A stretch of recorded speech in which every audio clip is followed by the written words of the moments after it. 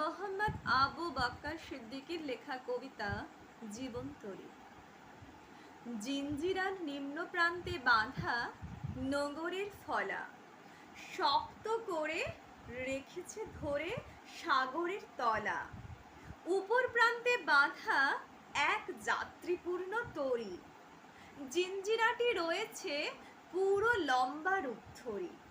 প্রবল বেগে বাড়ছে সমীরণ, ক্রমান্বয়ে সমুদ্রে। প্রতিযোগিতায় উঠেছে মেতে ভয়ঙ্কর লহরী। সেথায় সীমাবদ্ধ জিঞ্জিরাবদ্ধ জলে টইটুম্বুর তরী। নিরুপায় বধূ রয়েছে শুধু নিজ হাতে হাল ধরি। সহসা এহেন বাড়লে জোয়ারে নগণ্য পরিমাণও জল। জিঞ্জিরার টানে যাত্রীপূর্ণ তরী পৌঁছিবে অতল।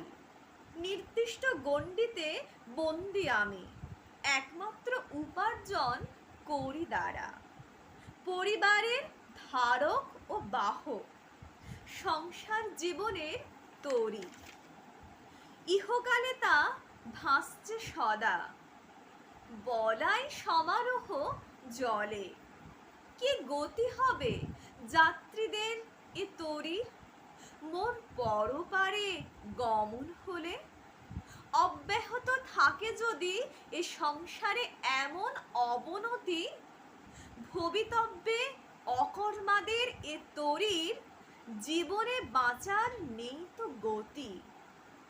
ওরা মোর আয়ু শেষে যেন অকুল পাথারে না ভাসে, হেফাজতে রাখার মিনতিটুকু হে প্রভু তোমারই সকাশে।